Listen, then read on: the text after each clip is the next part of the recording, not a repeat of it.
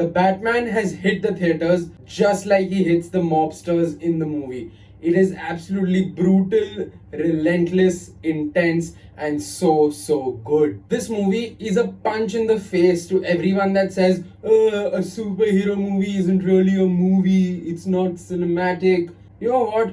Go flush your opinion down the toilet because this movie is sick. From the cinematography to the storytelling to the acting, everything is amazing. But it's 3 hours long. Why does it need to be so long? Matt Reeves has taken his time to tell his story, and yes, it is 3 hours long, and yes, the pacing is a tad bit slow, but that doesn't matter because every single minute, every single frame of the movie is accounted for, is calculated, and then it is presented to us. There wasn't one scene in the movie where I thought, maybe this wasn't so important.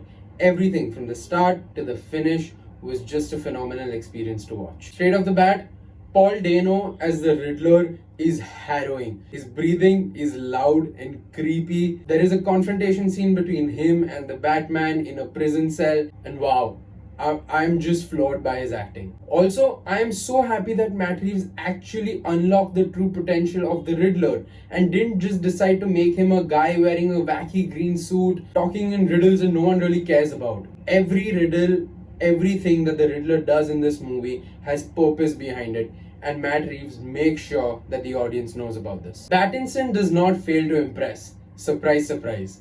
All of us know how great of an actor Robert Pattinson is, and his presence in this movie is phenomenal. From his body language, to his stature, to his body transformation, to his dialogue delivery, everything that he has done is worthy of being the Cape Crusader. Now I know everyone has their favorite Batmans already picked, but trust me, go with an open mind, give him a chance, and he's not going to disappoint you. What I also really like about his portrayal of Batman is that in these 3 hours, we see him grow from start to finish, not only as Batman, but also as Bruce Wayne. If as Batman, he's learning how to deal with the issues that Gotham goes through, as Bruce Wayne, he learns how to deal with his personal issues. It truly is a year one Batman story, because even though we get such an amazing shot of Batman jumping straight off of a building, he's scared to jump off, and even after he does jump off, he doesn't know when to pull the parachute. He ends up hurting himself. Another example of how this character evolves throughout the movie is that at one point in the movie, he tries to break into a club as Batman, and he has to punch his way through everyone. The second time he tries to get into the club, he goes as Bruce Wayne, and as he walks, everyone has their eyes on them because of who he is in the society of Gotham. But the third time, he just sneaks in. Peak Batman behavior, and you love to see it. All in all, Robert Pattinson gives us a fresh take on Batman. I would have loved to see a lot more of him as Bruce Wayne or without the mask, but hey, I'm not complaining. Zoe Kravitz as Selina Kyle is equal parts mysterious, strong, intense, and agile. The chemistry between her and Batman is so palpable. It feels like they've ripped it straight out of the comics. The cat and the bat truly do look good together. However, for me, the standout in this movie was Colin Ferrel.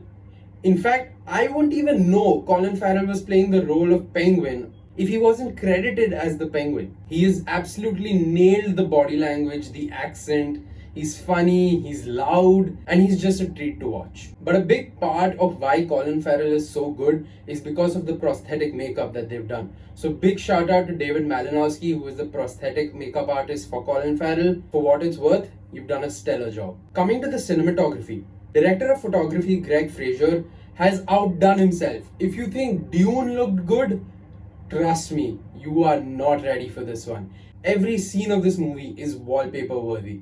Some scenes don't even feel real. They look like they're out of a video game. They look like they're out of an animated movie. I couldn't believe I was watching them in a live action movie. The use of the red lighting, the use of the yellow lights and the blue lights are just so good. They add a certain layer to the movie, and it is so pleasing to the eyes. Yes, a lot of the movie takes place in the dark, in the rain, but despite this, they make sure everything is visible to you and you know exactly what is going on. The use of gunfire and bullets for lighting up the screen in absolute darkness, in some cases even electrical live wires. It is just so well done. It is so perfectly crafted. So yeah, big up Greg. Some may argue that the setting is a bit too dark and that the constant use of headlights and bright lights in the movie are strainful to the eye. But I personally thought it led to a more immersive experience because if the character couldn't see anything, neither could I. And as an audience member, just transported me into the world of Matt Reeves and his Gotham. Also, wow. Big shout out to the stunt directors of this movie. The action is so good and the hand to hand combat feels so real. It's just such a pleasure to watch the greatest comic book detective in action, not only as a vigilante but as a detective, as a mystery solver. Now, to address the elephant in the room, it's a 3 hour long movie. Should it be 3 hours long? Why not? If the story is being told in a certain manner, if the director has a certain vision, and he ensures that not a single minute of that 3 hour runtime is wasted, I don't see why it can't be a 3 hour long movie. Yes, the pacing was a bit slow. Yes, there was a lot of dialogue, but I think that's the kind of movie it was.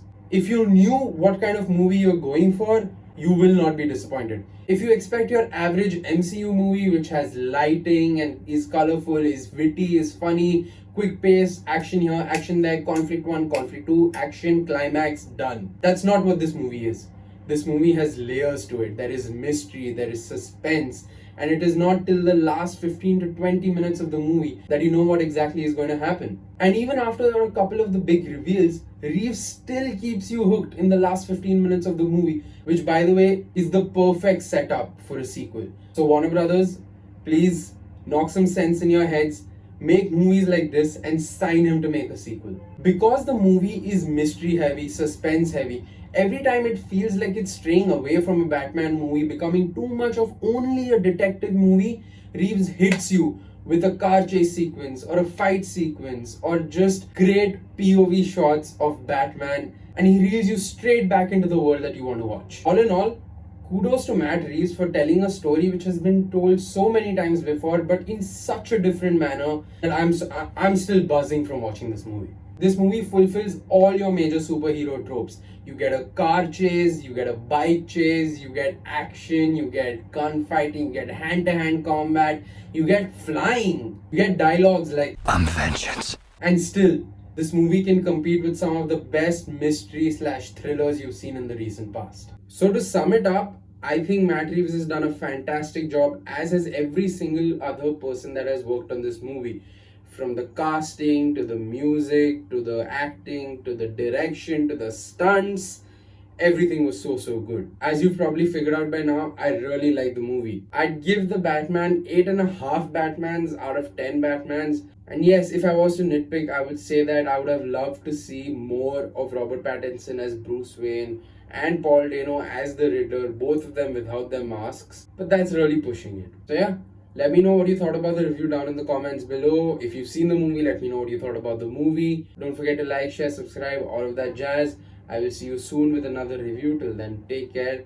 Peace.